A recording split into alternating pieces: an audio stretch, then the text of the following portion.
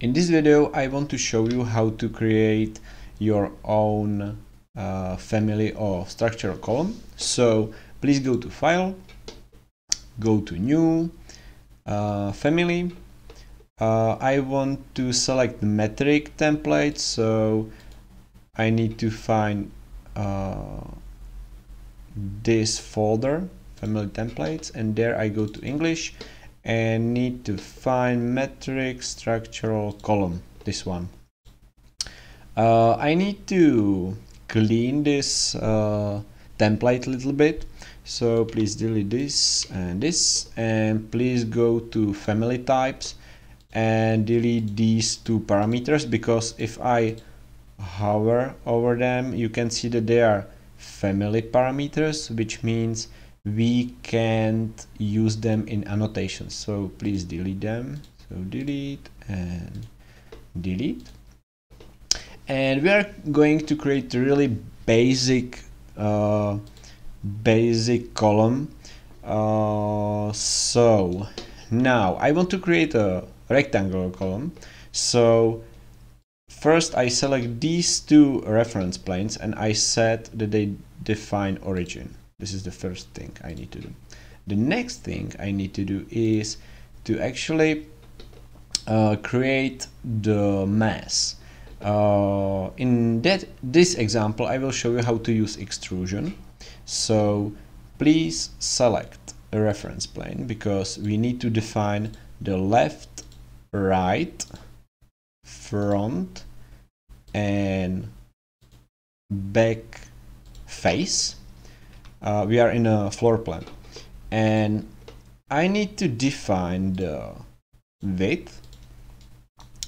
I always want to create my column in the center, so I need to have the same distance between the left face and the right face, which I can do clicking on this EQ icon. So these two reference planes will always be will have the same distance from the center. And now I need to create a second dimension. I select it and I need to assign a parameter. I want to show you how to annotate it. So we can't use family parameter. We have to use shared parameter. Click select. And I've prepared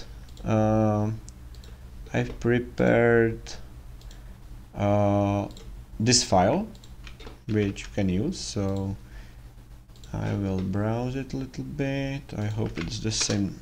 Yeah, share parameter file. And I already prepared some parameters. So we select width and we leave it to type. Okay, and then we create a second EQ dimension.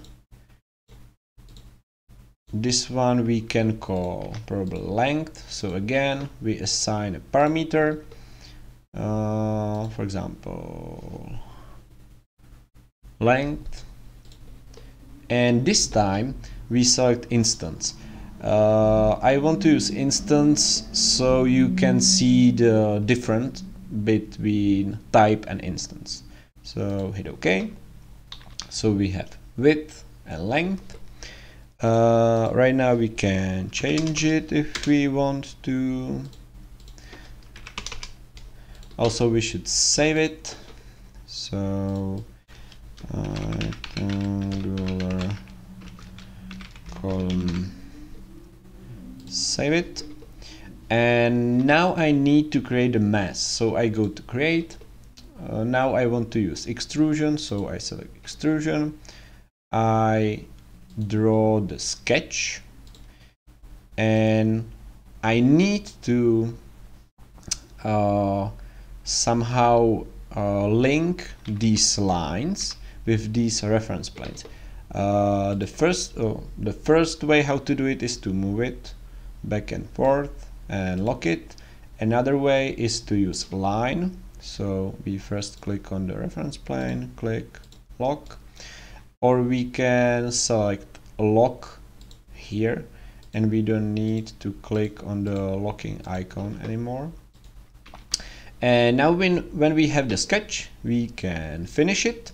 And the next thing we need to do, we need to when we go to front view, we need to lock the vertical position of this mesh. So I lock it with the upper reference level and lock it, and do the same at the bottom. Okay, so when I go to 3D, I can see that I have a column. Probably the last thing I need to do, I want to be able to change the material of this column. So I go to properties, select material, and I assign, oh, I already have structural material, so we can assign it.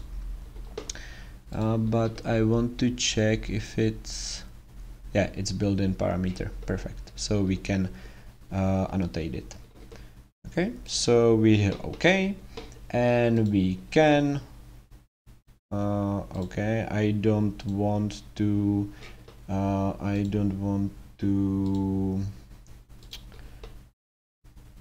rewrite the column that's already in the template, so I will rename it, and now I will load it into the project.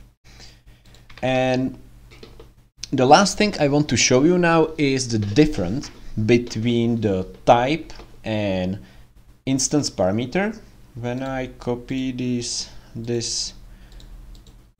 column several times here, I can see that the length, which was instance, I can change for every column. Okay, so I can change this one, I can change this one, but if we want to change the parameter that we set to be type parameter, we have to go to edit type and edit it here. So if we change it, it will change all the columns.